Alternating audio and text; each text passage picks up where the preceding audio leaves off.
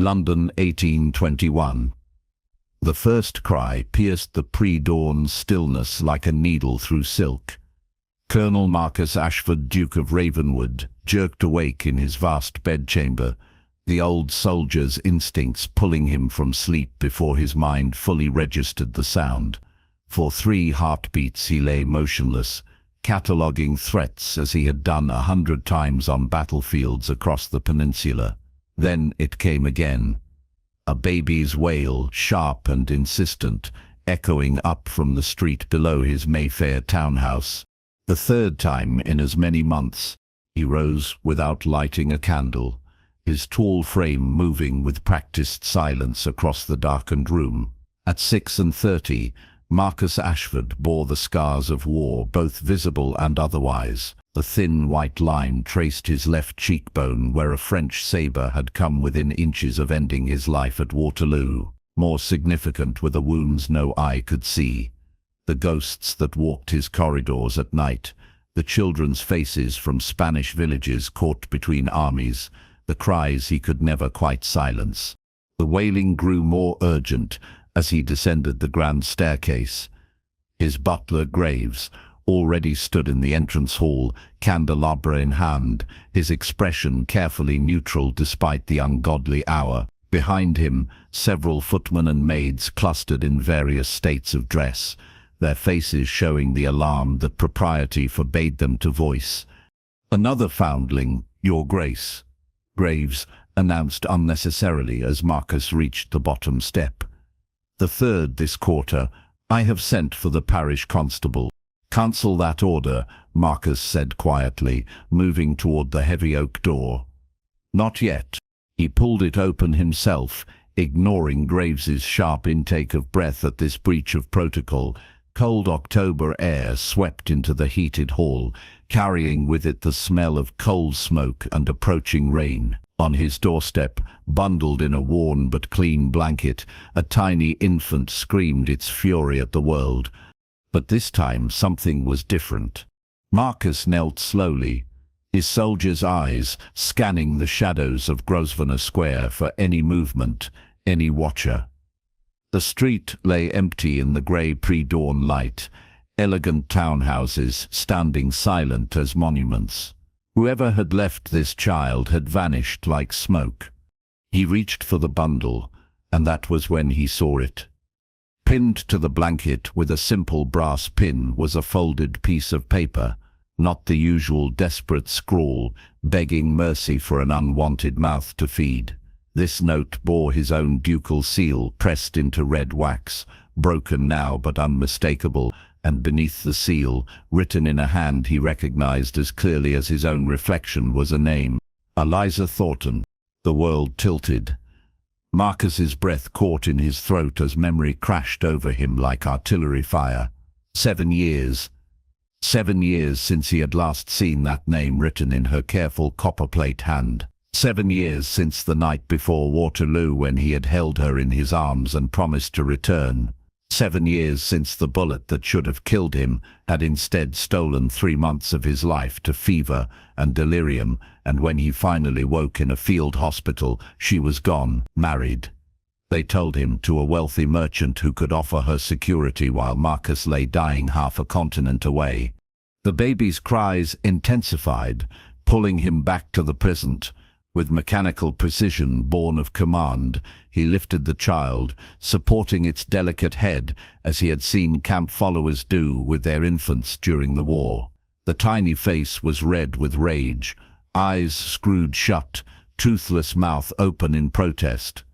A girl, he noted distantly, perhaps 3 or 4 months old. "Your Grace?" Graves ventured carefully. "Shall I summon Mrs. Pemberton to tend the child until the authorities arrive?" "No." Marcus's voice came out harder than intended. "Bring the child to my study. Send someone to fetch Dr. Hartwell immediately. Tell him it is urgent, but not life-threatening, and wake no one else in the household. This matter remains private. Do you understand?" The butler's eyes widened fractionally, but he bowed. "Of course, Your Grace," with complete discretion.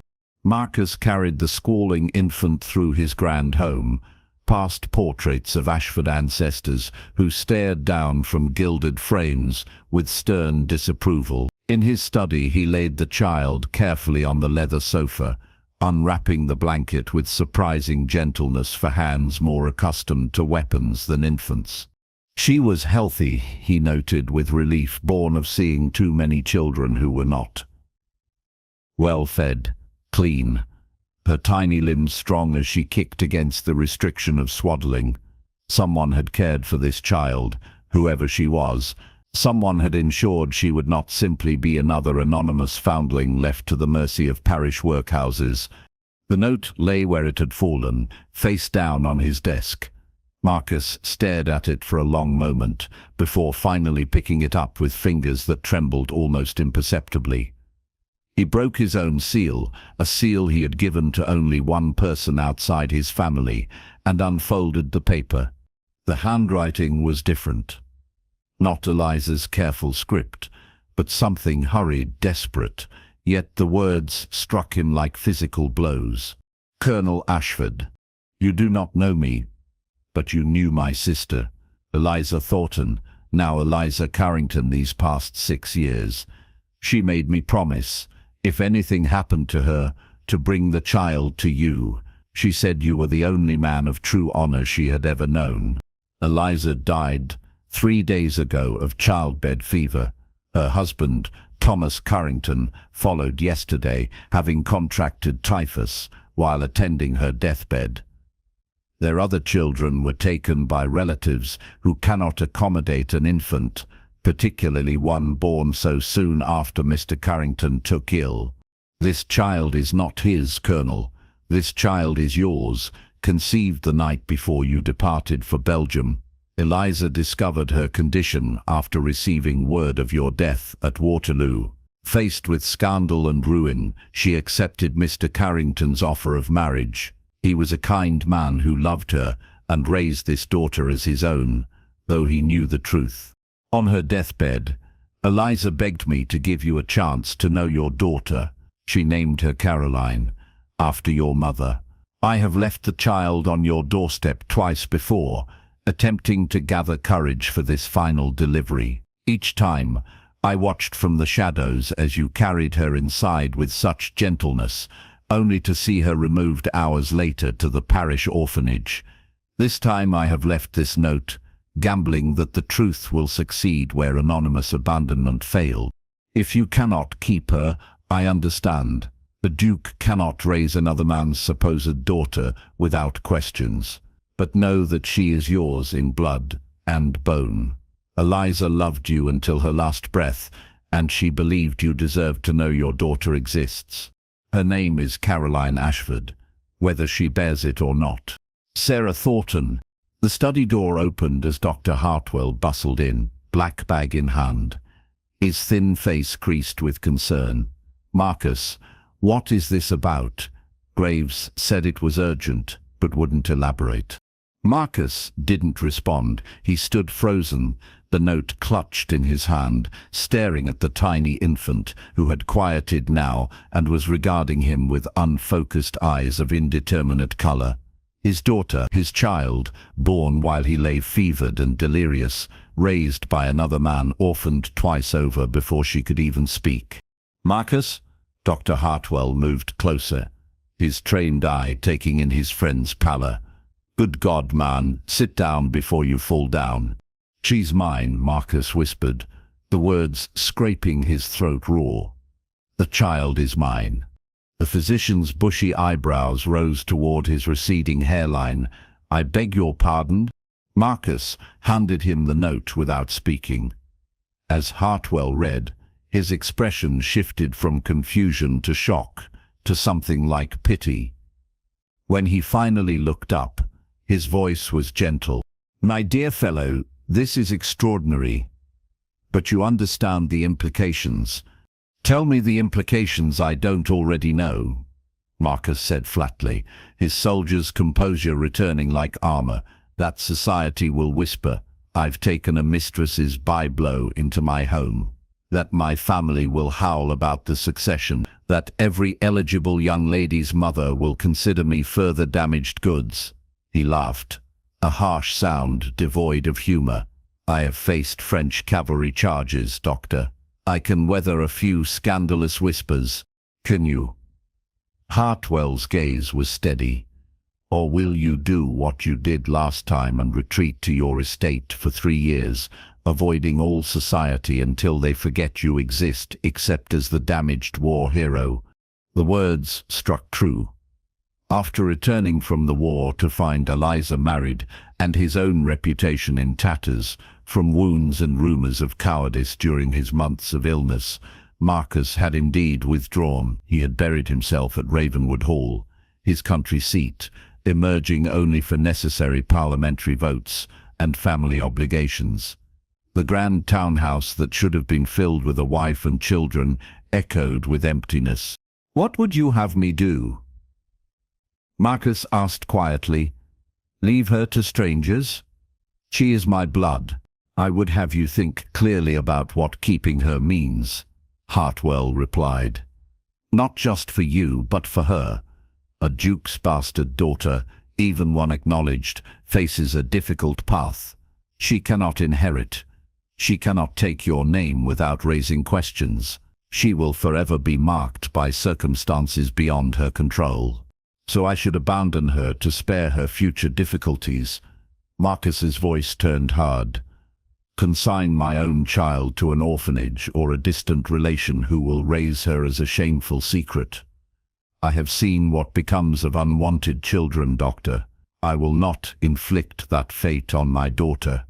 The baby chose that moment to whimper, a small sound of distress that bypassed Marcus's careful reasoning and struck directly at something deeper. Without thought, he moved to the sofa and lifted her again, this time holding her against his chest, as he had seen Spanish mothers do, letting her hear his heartbeat. She quieted almost immediately, one tiny fist curling against his waistcoat. Dr. Hartwell watched this tableau with an unreadable expression. "Let me examine her," he said finally. "Then we will discuss practicalities." The examination revealed what Marcus had already observed. A healthy infant, perhaps 15 weeks old. Well cared for despite the tragedy that had orphaned her.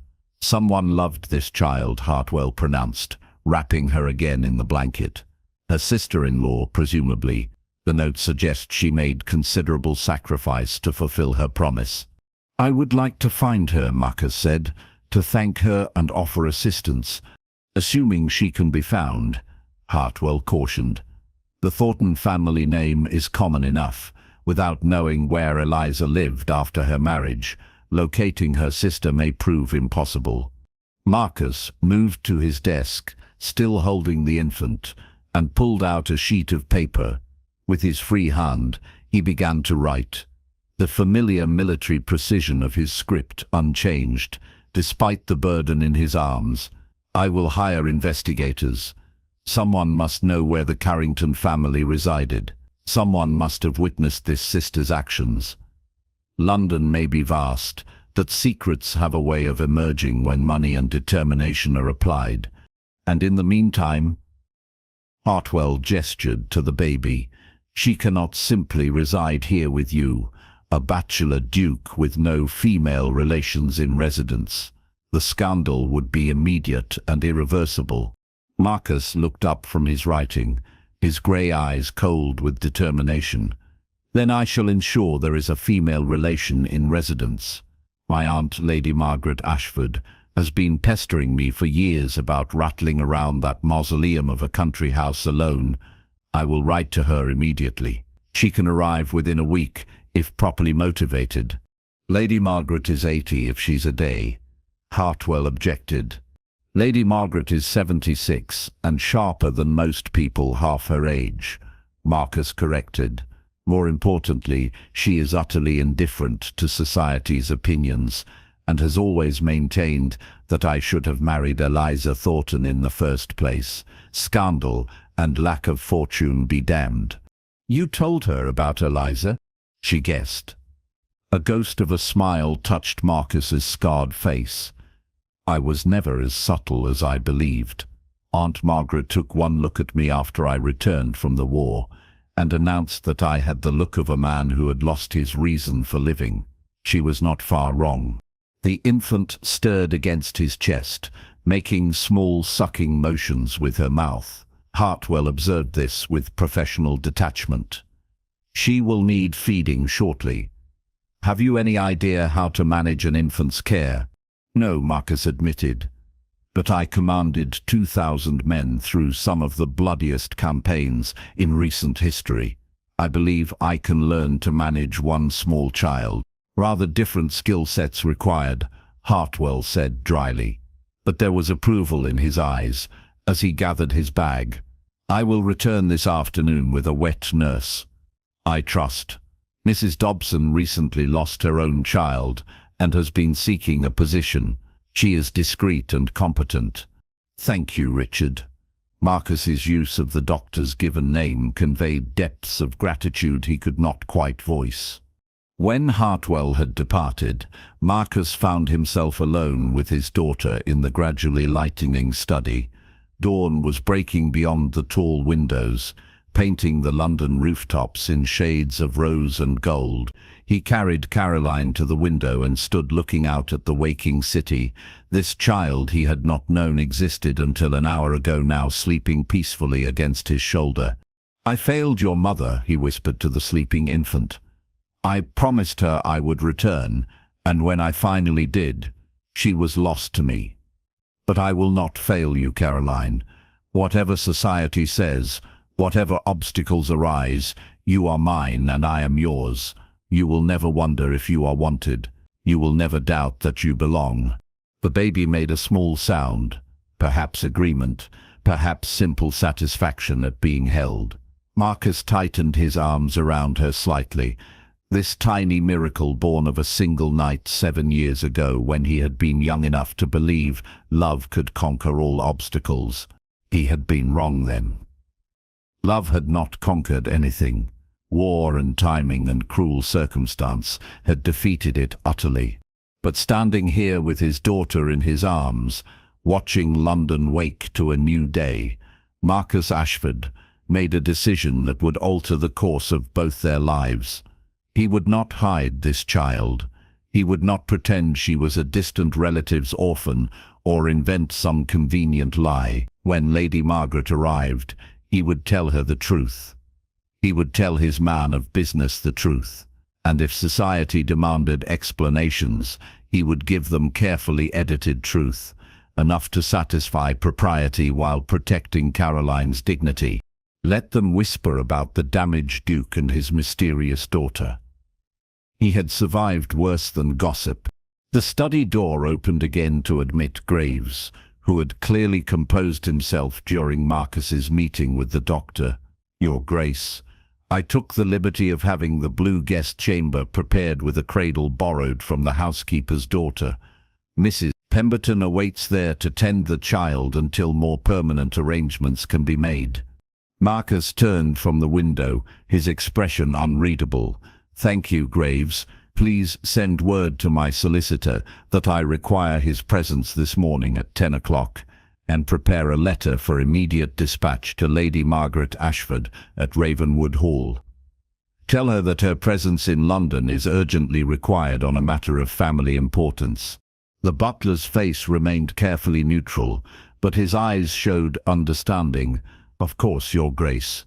Shall I also cancel your engagements for the next few days? Cancel everything for the next month, Marcus said. And Graves, what occurs in this household remains confidential. Not a word of this reaches anyone outside these walls until I give express permission. Make that clear to the entire staff. Your Grace has my word. Graves bowed deeply.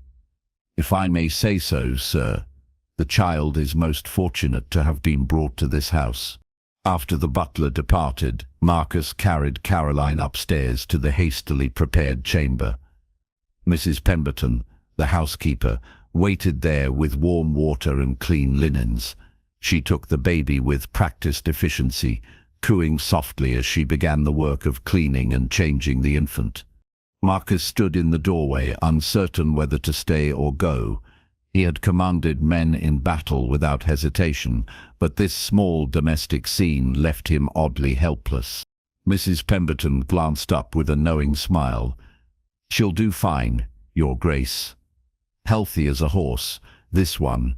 You go rest yourself. When she wakes hungry, I'll send for you if you wish." "I wish," Marcus said firmly.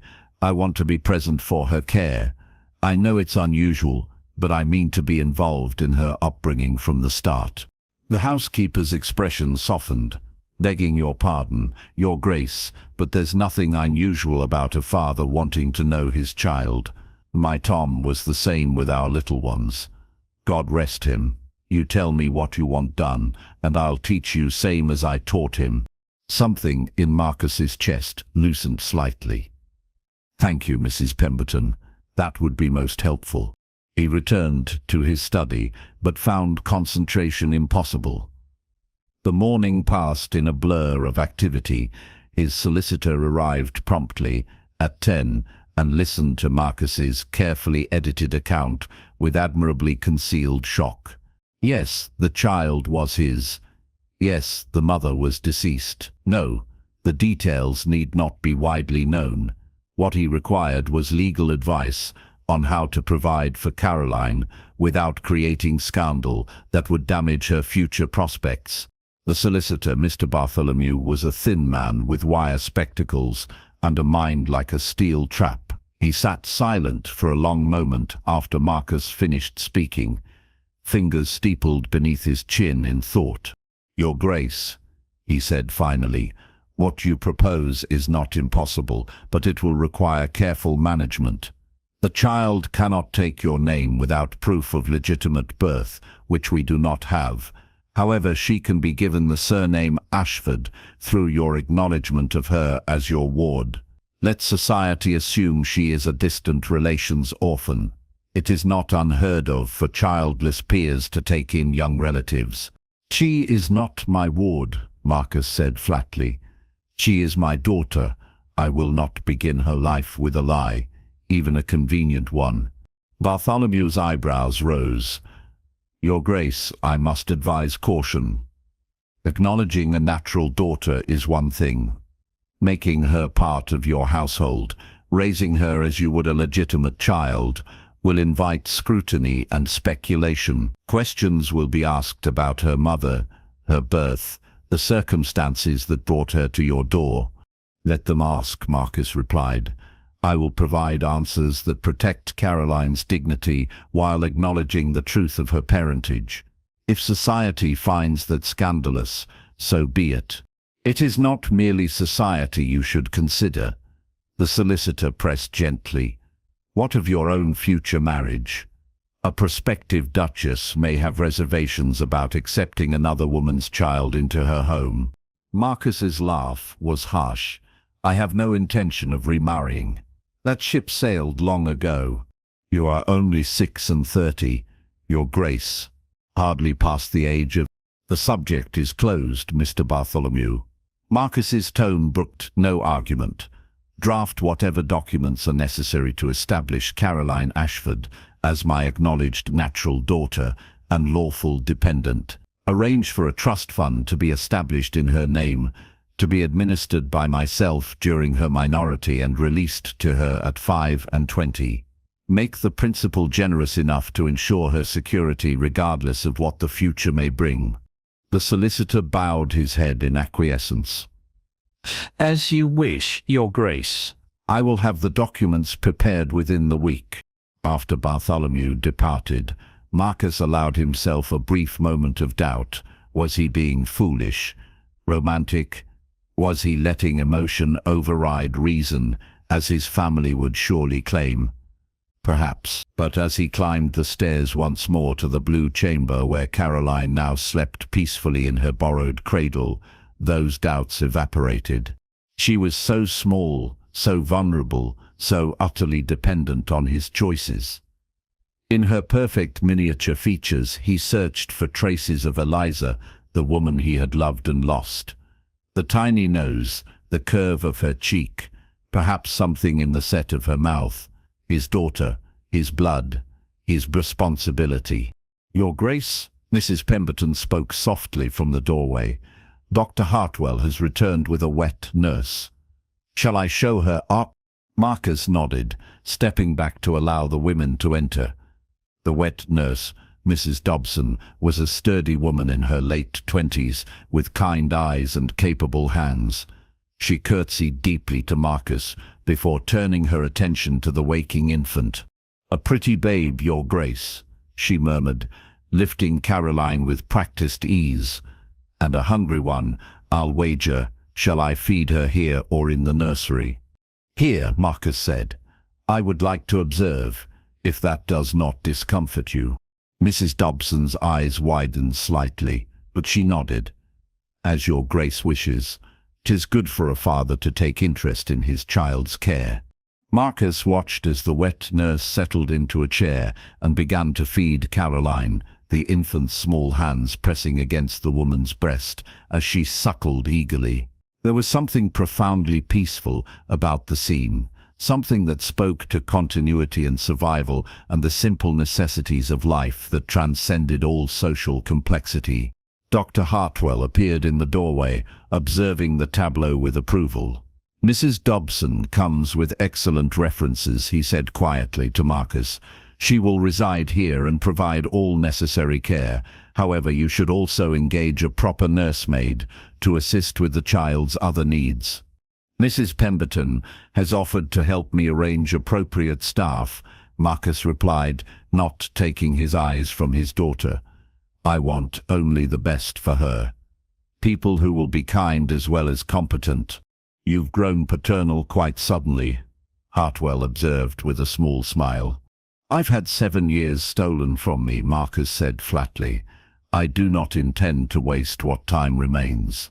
The following days passed in a bewildering adjustment to Marcus's ordered life. The townhouse, long silent except for the movements of servants, suddenly rang with an infant's cries at all hours. Marcus found his military-precise schedule utterly disrupted by the demands of a tiny creature who cared nothing for parliamentary sessions or business meetings. To his surprise, he discovered he did not mind. Lady Margaret Ashford arrived within 4 days of receiving his summons, sweeping into the townhouse like a force of nature despite her advancing years. She was a small woman with iron-grey hair, bright blue eyes, and a tongue that could flay at 20 paces. She also possessed one of the warmest hearts Marcus had ever known. "Well?" she demanded, standing in his study with arms crossed. "You summon me from the country with cryptic urgency. What catastrophe has befallen? Has your fool brother gambled away another estate? Has your mother finally succeeded in arranging an engagement with that vapid Pemberton girl?" "Aunt Margaret," Marcus said, rising from behind his desk. "Thank you for coming so quickly." "Don't Aunt Margaret me in that tone," she snapped. "I know evasion when I hear it." "What is going on, Marcus? And don't lie to me. I changed your nappies. I have no patience for your stoic military nonsense." Despite himself, Marcus smiled. Lady Margaret had that effect, cutting through pretense with the precision of a surgeon's knife. "I have acquired a daughter," he said simply. The old lady's eyes widened. Then, to his astonishment, she laughed. "Good Lord, about time you did something interesting. A secret marriage I missed. Or have you been keeping a mistress I knew nothing about?" "Neither." Marcus moved to the window, his hands clasped behind his back in his habitual stance. "Do you remember Eliza Thornton?" The laughter died. Lady Margaret's expression softened into something like compassion. "The girl you loved before Waterloo, the one who married that merchant fellow when they told her you were dead. She died 3 weeks ago," Marcus said quietly. "Childbed fever. Her husband followed days later from typhus. They left 5 children, 4 taken in by relatives. The 5th was brought to my door by her sister." "The 5th is yours," Lady Margaret finished, understanding dawning in her sharp eyes. Conceived the night before I left for Belgium, Marcus confirmed. Born while I lay delirious from wounds, raised as Carrington's child, though he knew the truth. She is 15 weeks old, healthy and utterly without family except for myself. Lady Margaret was silent for a long moment. Then she moved to Marcus's side, her small hand finding his arm. "Show me my great niece," she said firmly. In the nursery, Caroline slept peacefully in her cradle, her tiny fists curled beside her head. Lady Margaret stood looking down at her for a long time, her expression unreadable. Finally, she reached down and gently touched one perfect miniature hand. "She has your mother's mouth," the old lady said softly, "and I suspect she will have your stubbornness.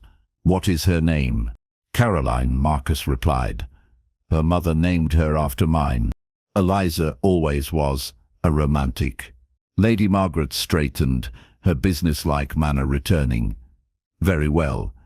You need me to lend respectability to this situation and help raise the child. I assume you have a plan." "I have acknowledged her as my natural daughter," Marcus said. "Mr. Bartholomew is drawing up the necessary documents. A trust fund will be established. She will be raised here under your guidance, with appropriate staff. And the scandal? Let it come.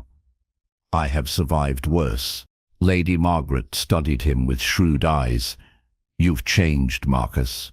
The boy who went to war would have worried himself sick over appearances. This man seems to have found something more important than reputation." "I lost everything that mattered once through cowardice disguised as propriety," Marcus said quietly. "I will not lose my daughter the same way. She deserves better than to be hidden away like a shameful secret." "Good." Lady Margaret nodded crisply. "Then we shall face society together. But Marcus, you must understand something. This child will face challenges no legitimate daughter would encounter. She will need strength, education, and impeccable character to overcome the circumstances of her birth." "She will have all of those things," Marcus vowed, "and she will know, always, that she is valued and wanted." "Then I will stay and help you raise her properly," Lady Margaret declared. "Someone needs to ensure she learns to be a lady despite having a bull-headed military man for a father." Marcus felt a rush of gratitude so intense it was almost painful. "Thank you, Aunt Margaret. I cannot express." "Then don't try," she interrupted briskly. "Instead, tell me everything about what infant care you've learned in the past week. I suspect it's precious little, and we have much work to do." The weeks that followed established a new rhythm in the Ravenwood household. Lady Margaret took over management of the nursery, with the efficiency of a general deploying troops. She engaged additional staff, established proper schedules, and began the work of transforming a bachelor's residence into a home fit for raising a child. Marcus found himself learning skills he had never imagined needing: how to hold an infant properly during feeding, how to soothe a crying baby at 3 in the morning, how to test bath water temperature with his elbow, how to change soiled linens without gagging. "You're doing better than expected," Lady Margaret observed one morning, as Marcus successfully managed to burp Caroline without being sick on in the process. Most men would have handed her off to the nurses and retreated to their club. Most men did not spend 7 years believing they would never have this chance. Marcus replied, settling Caroline against his shoulder, where she promptly fell asleep. "I will not waste it." News of the Duke of Ravenwood's mysterious daughter began to circulate through London society with the speed of wildfire through dry grass.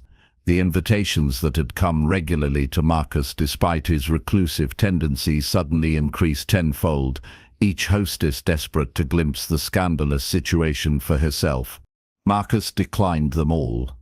"You cannot hide forever," Lady Margaret warned, as he rejected yet another invitation. This one to Lady Pemberton's autumn ball. Eventually you must face society with the child. Not yet, Marcus said firmly. Not until she is older, stronger, better able to be shielded from their curiosity. She is a baby, Marcus. She will not know if people are whispering about her. But I will know, he replied. And I am not yet ready to stand in a ballroom answering veiled questions and suffering pitying looks while they dissect my daughter's origins. Lady Margaret sighed but did not push further. She understood, perhaps better than anyone, that Marcus's wounds went deeper than the scar on his face. The war had taken more than his health. It had taken his faith in happy endings. What changed everything was a letter that arrived 6 weeks after Caroline's appearance on the doorstep. It was addressed in an unfamiliar hand to Colonel Ashford, not the Duke of Ravenwood, and bore no return direction. Marcus opened it with curiosity that turned to shock as he read. Colonel Ashford, I am Sarah Thornton, Eliza's sister. I left your daughter on your doorstep with the note explaining her parentage. Since then, I have watched from a distance, too afraid to make myself known but too concerned to disappear entirely. I have observed your household these past weeks. I have seen your lights burning late at night when the baby cries. I have seen you walking with her in your arms in the small hours. I have watched you emerge briefly to the park, holding her so carefully, as if she were made of glass. Eliza was right about you. You are a man of honor. I write now because I believe you deserve the whole truth, not just the scraps I gave you in desperation that morning. My sister loved you beyond reason, Colonel. When word came that you had died at Waterloo, something inside her died as well. She was pregnant and unmarried, facing ruin. Thomas Carrington offered marriage, knowing the child was not his. He was a good man who gave Eliza security and kindness, if not the passionate love she had lost. But she never forgot you. She named her daughter Caroline Ashford. Carrington, though only the family knew the middle name. She told Caroline stories about her real father, the brave soldier who fought for England. She wanted the child to know she came from honor, even if circumstances prevented acknowledgement. When Eliza fell ill after Caroline's birth, she made me swear to bring the baby to you if anything happened. She said you deserved to know you had a daughter. She said Caroline deserved to know her true father, even if only briefly before being sent to relatives. I left her on your doorstep twice before, trying to keep my promise. Each time I watched you carry her inside with such gentleness. Each time I saw her removed hours later to the parish home. I assumed you could not keep her, that society's rules made it impossible. But the third time I found the courage to leave the note, and you kept her. You acknowledged her. You gave her your name and your protection, despite the scandal. I cannot tell you what this means to me. To know that Eliza's final wish has been fulfilled, that her daughter is not in some orphanage but in her father's care, brings peace I had not expected to find. I am leaving London for America next week. There is nothing left for me here now that Eliza is gone, but I wanted you to know the truth before I departed. Eliza loved you until her last breath. She never stopped loving you, even when duty and circumstances forced her to build a life elsewhere. Thank you for being the man she believed you to be. Sarah Thornton.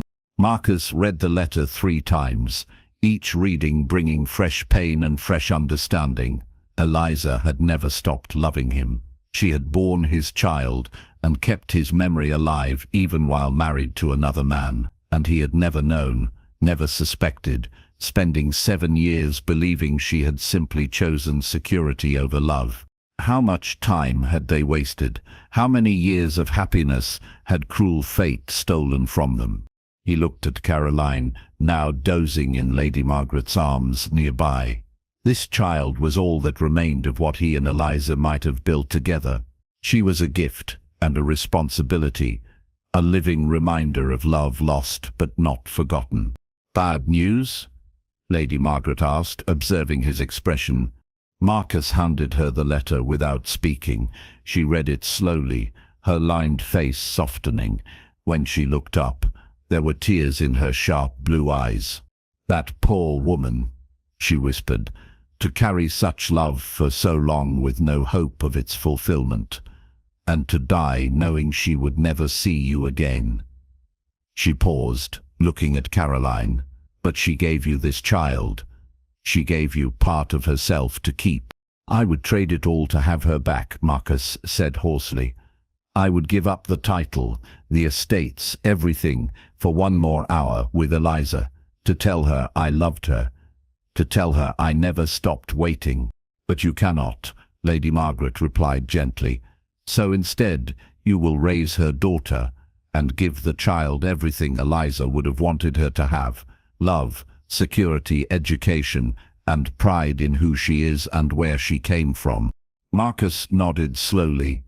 "She will know her mother was a woman of honor who loved deeply and faced impossible choices with courage. She will know Eliza Thornton gave her life rather than take the easier path of secret adoption. And she will know her father is a man who chose love over reputation." Lady Margaret added, "That is no small legacy, Marcus." That evening Marcus sat in the nursery as twilight gathered beyond the windows. Caroline lay in his arms, her tiny hand wrapped around his finger with surprising strength. In the fading light, he could almost see Eliza in the baby's delicate features, the curve of her brow, the shape of her ears, the way she pursed her lips while sleeping. "Your mother would be proud of you," he whispered to the sleeping infant.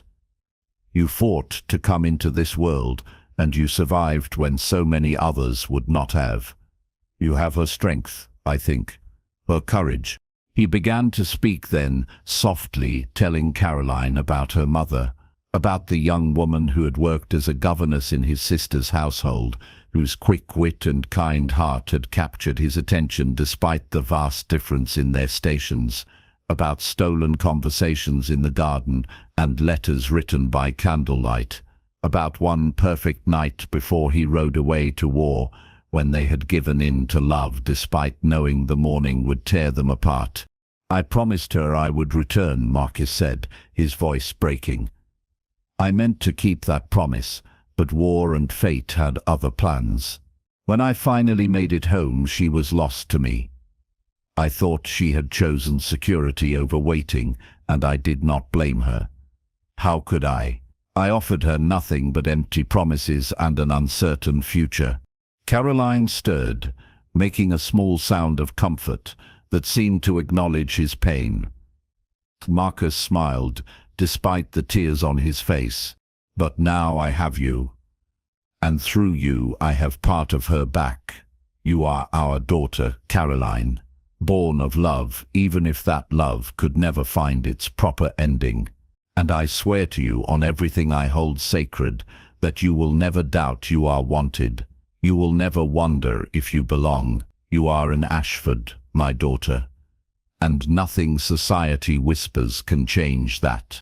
In the weeks that followed, Marcus began the delicate work of reintegrating himself into society while managing the scandal of his acknowledged natural daughter. He accepted invitations selectively, choosing smaller gatherings where curiosity could be satisfied without Caroline being present. He answered questions with carefully edited truth that protected his daughter's dignity while acknowledging his role in her existence. Yes, the child was his. Yes, her mother had died recently. No, he would not discuss the details beyond what was necessary. Lady Margaret proved invaluable, her sharp tongue and impeccable lineage deflecting the worst of the gossip, while her presence in his household lent respectability to the situation. Not everyone accepted it gracefully. His brother, the Honourable James Ashford, arrived at the townhouse in High Dudgeon, demanding to know what madness had possessed Marcus to publicly acknowledge a bastard child. "Do you have any idea what this does to the family name?" James sputtered, pacing before the fireplace in Marcus's study. Mother is beside herself. The aunts are threatening apoplexy. And don't even mention what Lady Pemberton said when she heard you declined her invitation while keeping this child under your roof. Lady Pemberton can say what she likes, Marcus replied calmly. My decisions regarding my daughter are not subject to her approval or anyone else's. Your daughter? James's voice rose dangerously. She is your byblow, Marcus, a product of some wartime affair you should have paid off quietly and forgotten. Marcus was across the room in 3 strides, his hand fisting in his brother's cravat before James could retreat. Say one more word about Caroline in that tone, he said, his voice deadly quiet, and family or no family, I will call you out. Are we understood? James paled, remembering too late that his brother had killed men in battle. Marcus, I didn't mean. Yes, you did. Marcus released him with visible effort. You meant every word because you believe respectability matters more than responsibility. You believe appearance matters more than truth. I once thought the same. I lost 7 years of my life to that cowardice, and I will not lose one more day. Mother will disinherit you, James warned, straightening his rumpled clothing. Mother has no power to disinherit anyone. The title and entailed estates are mine regardless of her opinions. Marcus returned to his desk, his composure recovered. However, if she wishes to write me out of her personal will, that is her prerogative. I do not require her approval or her money. After James departed in offended dignity, Lady Margaret entered the study with Caroline in her arms. I heard raised voices. Your brother being his usual charming self. He objects to my choice to acknowledge Caroline, Marcus said, moving to take the baby. As expected. Society will object as well, Lady Margaret reminded him gently. Are you truly prepared for the cut direct? The whispered insults, the doors that will close in your face. Marcus looked at his daughter, who gazed back at him with solemn eyes that were beginning to shift from infant grey to a clear, devastating blue. Eliza's eyes. He touched one soft cheek with his scarred hand. I survived Waterloo, he said simply. I can survive London gossip. As autumn turned to winter, Caroline grew and changed with astonishing speed. She learned to smile, a gummy, delighted expression that appeared whenever Marcus entered the room.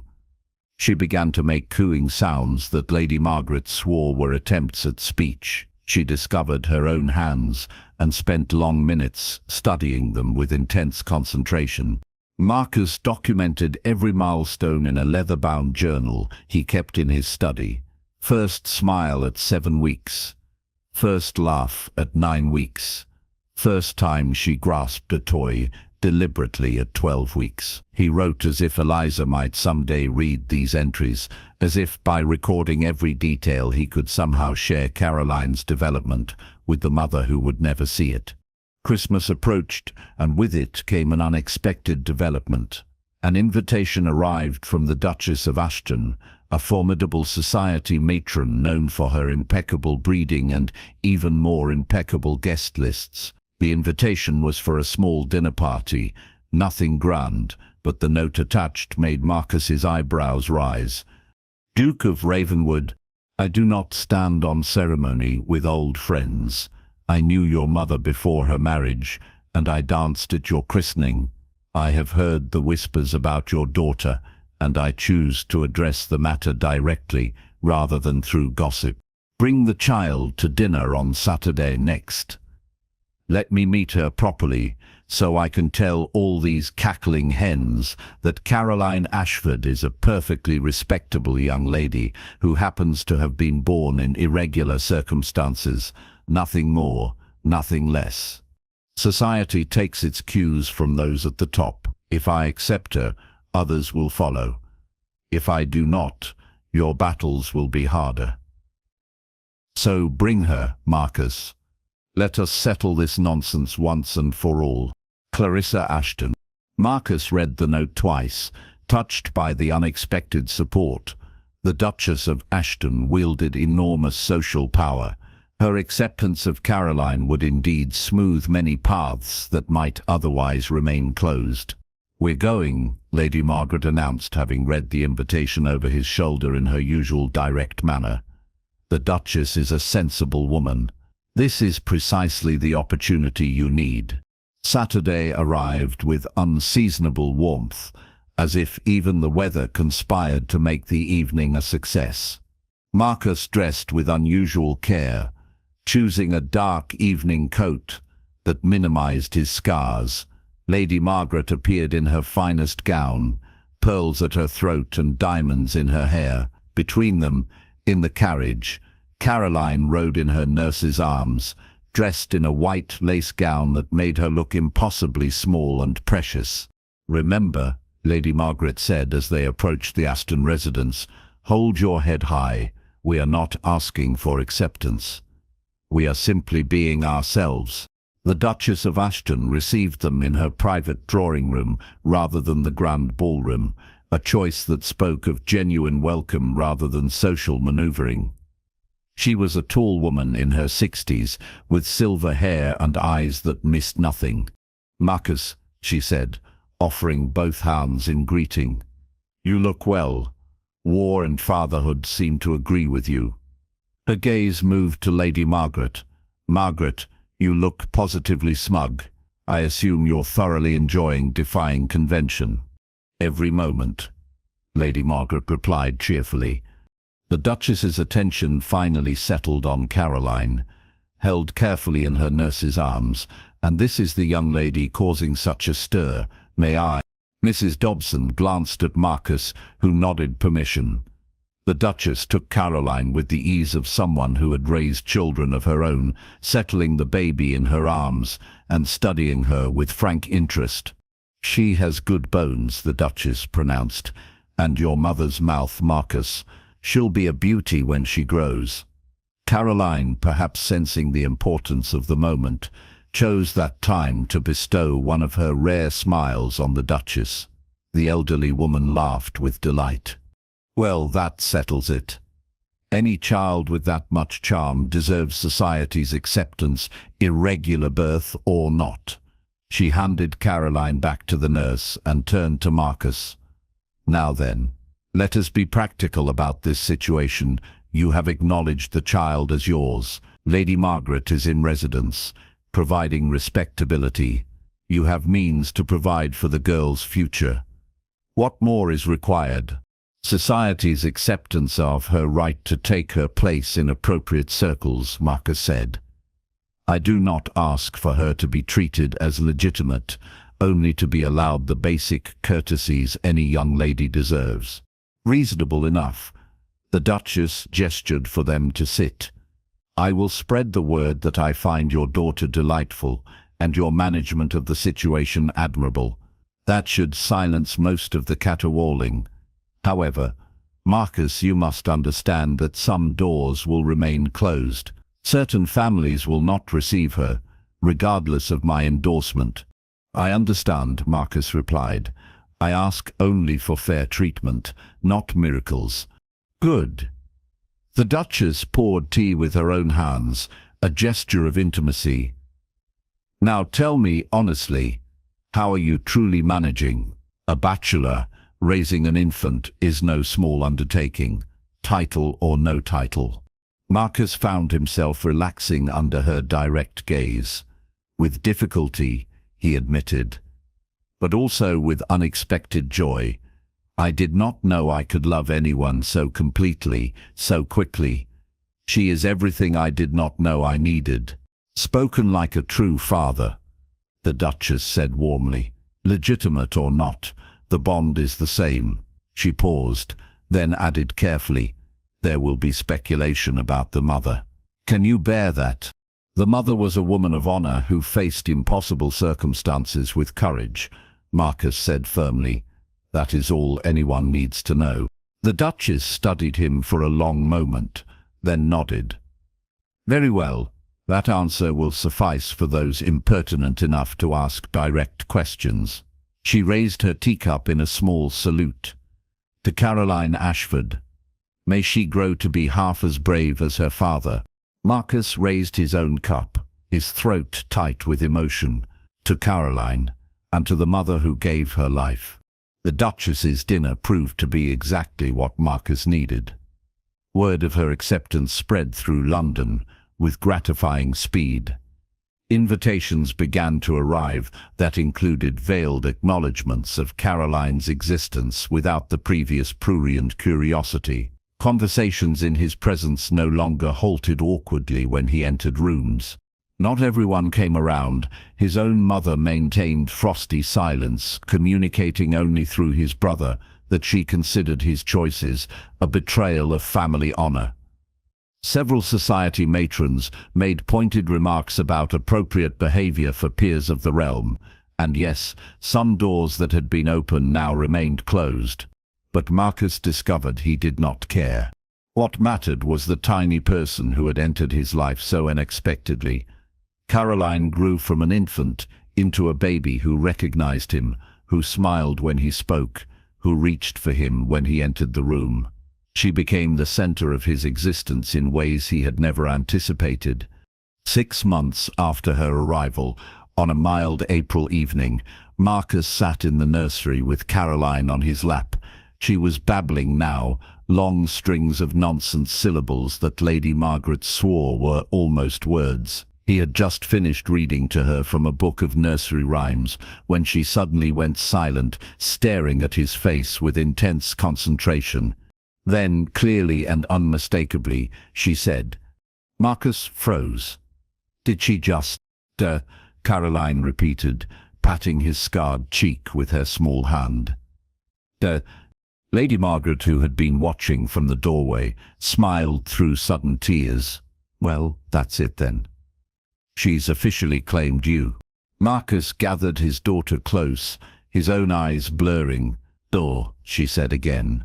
Satisfied with this new discovery, she snuggled against his chest and promptly fell asleep. "Eliza would be so proud," Lady Margaret said softly, "of you both." "I hope so," Marcus whispered. "God, I hope so." That night, Marcus added a new entry to his journal. "Caroline called me Dad today." Such a simple word, but it feels like absolution, like permission to stop mourning what was lost and embrace what has been given. I am a father now, not just by blood, but by choice and daily action. This little person has become the purpose I lost 7 years ago. I cannot give her back her mother. I cannot undo the irregular circumstances of her birth. But I can give her something Eliza and I never had. A family that chooses love over convention. A home where she knows she belongs. That will have to be enough. That will be everything. A year passed. Then 2. Caroline grew into a bright, active toddler who ruled the Ravenwood household with an iron fist concealed in dimpled charm. She had Marcus's stubborn determination and Eliza's quick intelligence, a combination that kept both the Duke and Lady Margaret constantly on their toes. Society had gradually accepted the situation, helped by the Duchess of Ashton's continued support and Marcus's refusal to act as if he had anything to apologize for. Caroline was known, acknowledged, and generally treated with the courtesy due a duke's daughter, even if some people could not quite forget the irregular circumstances of her birth. Marcus divided his time between London and Ravenwood Hall, ensuring Caroline grew up familiar with both town and country. He taught her to ride almost as soon as she could walk. He read to her every night without fail. He involved himself in her education with an intensity that made Lady Margaret laugh and shake her head. "You're going to spoil her completely," his aunt warned, watching Marcus help 3-year-old Caroline build an elaborate castle from wooden blocks. "I'm making up for lost time," Marcus replied, adding another tower to the structure. 7 years I'll never get back." "You'll have many more years ahead," Lady Margaret reminded him gently. "She's only 3, Marcus. Pace yourself." But pacing was not in Marcus Ashford's nature. He approached fatherhood as he had approached battle, with complete commitment and no reserve. Caroline became his world in ways he had not known were possible. On her 4th birthday, Marcus commissioned a portrait of Caroline in the garden at Ravenwood Hall. She sat among the roses in a white dress, her now certain blue eyes gazing directly at the viewer with disconcerting intensity. When the portrait was completed, Marcus hung it in the place of honor in his study. Below it, he placed a smaller portrait he had kept hidden for years. Eliza Thornton, captured by an unknown artist before Marcus had gone to war. In the portrait, she was young and laughing, her eyes alight with joy he remembered too well. "Your mother," he told Caroline, lifting her so she could see both portraits properly. "That's your mama." Her name was Eliza. "Mama," Caroline repeated, the word careful on her small tongue. "She's pretty." "She was beautiful," Marcus corrected gently. "Inside and out. And she loved you very much, even though she couldn't stay with you." "Did she go to heaven?" Caroline asked with the directness of childhood. "Yes," Marcus said, his throat tight. "She went to heaven before you could know her, but she wanted you to be happy and safe. That's why she sent you to me." Caroline considered this, her expression solemn. Then she patted Marcus's cheek, the gesture now familiar. "I have you, Papa, and Aunt Margaret." "That's good." "Yes," Marcus agreed, holding her close. "That's very good." The years continued to pass, each one bringing new milestones. Caroline learned to read with astonishing speed, devouring books from Marcus's extensive library. She developed a passion for horses that rivaled her father's, riding fearlessly across the Ravenwood estate. She grew into a child who was polite but not meek, confident but not arrogant, at home in society but not defined by it. Marcus documented everything, the journal growing into multiple volumes. He wrote as if creating a record for someone, perhaps for Caroline herself when she was older, perhaps for the ghost of Eliza that still haunted his quiet moments. On Caroline's 7th birthday, something unexpected occurred. A package arrived at the townhouse, forwarded from an address in Boston, America. It bore no return address, but the handwriting on the outer wrapping seemed vaguely familiar. Inside was a letter and a small wooden box. Marcus opened the letter first, his heart beginning to pound as he read. "Colonel Ashford, you do not know me, but I am the nephew of Sarah Thornton, your daughter's aunt who brought Caroline to you 7 years ago. I write to inform you that Aunt Sarah passed peacefully last month at her home here in Boston. Before her death, she asked me to send you this box when your daughter reached age 7. She said it contained things that belonged to Caroline's mother, items Sarah had kept safe all these years. She wanted Caroline to have them when she was old enough to understand their significance. Aunt Sarah spoke often of you in her final years. She said you had been a better father than she had dared hope, and that her sister's faith in you had been rewarded beyond all expectation. She died knowing Caroline was loved and cared for, which brought her great peace. Inside the box you will find letters, a locket, and a journal. Aunt Sarah said your daughter should know the full truth of her mother's love when the time is right. With respect, Thomas Brennan. Marcus's hands shook slightly as he opened the wooden box. Inside, carefully wrapped in tissue paper, lay a small treasure trove of Eliza's possessions. A gold locket containing miniature portraits, one of Marcus in his military uniform, one of a baby he assumed was Caroline, a bundle of letters tied with faded ribbon, and a slim leather journal with Eliza's name embossed on the cover. He opened the journal with reverent care. The pages contained entries spanning years, beginning before Marcus had gone to war and ending just days before Eliza's death. He read at random, his vision blurring with tears. June 10, 1814. M came to the garden again today. We spoke of poetry and philosophy and laughed until the sun set. I know I should discourage these meetings. The distance between us is insurmountable, but oh, how I love him. How can something so wrong feel so entirely right? March 2018-15. He leaves for Belgium tomorrow. Tonight, we gave in to what we have both been fighting for so long. I cannot regret it, even knowing what scandal it could bring. If he dies in battle, at least I will have this one perfect memory to sustain me. August 2018-15. Word came today that M fell at Waterloo. My world has ended. I am with child, disgraced, and the only man I ever loved is dead. I do not know how I will survive this pain. September 15th, 1815. Mr. Carrington has offered marriage, despite knowing everything. He is kind, practical, and seems to want a partnership more than passion. I have accepted. What choice do I have? But it feels like a betrayal of M, even though he is gone. February 10th, 1816. Caroline was born today. She has M's stubbornness and my nose. I held her and wept, grieving that he will never know he has a daughter. I have named her Caroline Ashford. Carrington. Thomas objected to the middle name, but eventually agreed. He is more generous than I deserve. March 30, 1817. Heard today that M did not die at Waterloo after all. He lives. My heart simultaneously soared and broke. He lives. But I am married to another. I have made vows I cannot break, and Caroline has a father who loves her. What point would there be in disrupting everything now? M is better off believing I chose security over waiting. The truth would only bring pain to everyone.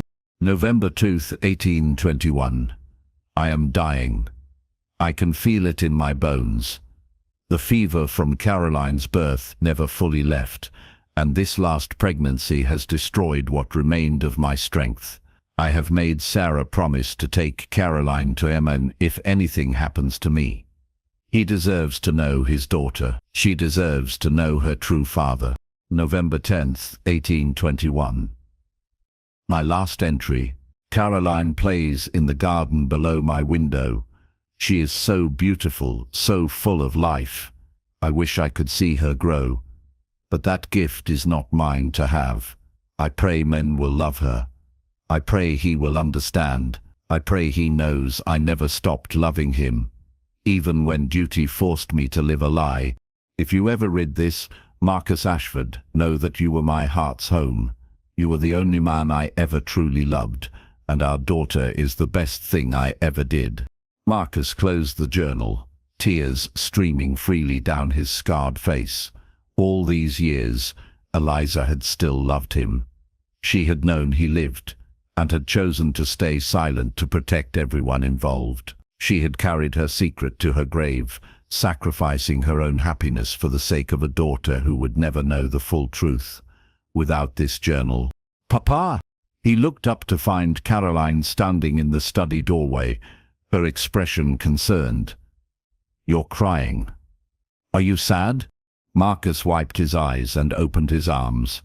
Caroline ran to him, climbing into his lap with the ease of long practice. He held her close, this miracle child born of a love that had survived death and time and impossible circumstances. I'm not sad, he said, his voice rough. I'm grateful your mother loved you so much, Caroline. She wanted you to know that. The mama in the picture? Caroline looked at the portrait on the wall. Yes. She left you something.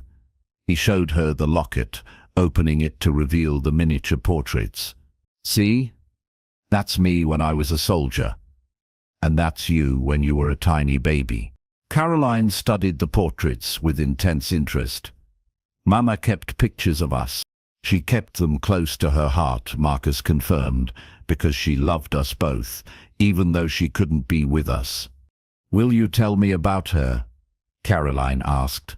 The real stories, not just that she was pretty and kind. Marcus looked at his daughter's upturned face, so like Eliza's, and made a decision. Yes, when you're older, I'll let you read her journal so you can know her in her own words. But for now, I'll tell you the story of how we met, how we fell in love, and how you came to be. And there in his study, with twilight gathering beyond the windows, and Eliza's portrait watching over them, Marcus Ashford told his daughter the truth. Not the sanitized version society preferred, but the real story of love, found and lost, and ultimately reclaimed through the miracle of her existence. Caroline listened with rapt attention, asking questions, seeking clarification, trying to build a picture of the mother she would never remember. And Marcus answered every question honestly, giving her the gift Eliza had wanted her to have, knowledge of where she came from and the love that had created her. "I wish I could have known her," Caroline said when he finished. "So do I," Marcus replied. "Every single day. I wish that, but I have you, and through you, I have part of her. That's no small thing, Caroline." She snuggled against his chest, her small hand finding his in that gesture that had become their silent language. "I'm glad the note had your name on it," she said. "I'm glad I came to you." Marcus's arms tightened around her. "So am I, my darling, so am I." The grandfather clock in the hall chimed the hour, marking the passage of time that could not be stopped or reversed. But in that moment, Marcus Ashford felt something he had not experienced in 7 long years: peace. Not the peace of forgetting, but the peace of acceptance, of understanding that some stories do not have neat endings, that love does not always triumph in the ways we expect, but that it endures nonetheless in the lives it touches and the futures it shapes. Caroline was his redemption and his second chance. She was the proof that love, even love that seemed to end in tragedy, could create something beautiful enough to make all the pain worthwhile. And in the years that followed, as Caroline grew into a remarkable young woman who combined Eliza's grace with Marcus's strength of character, he never forgot the morning she had arrived on his doorstep, a baby left at his door for the 3rd time, but this time with a note bearing a name that changed everything.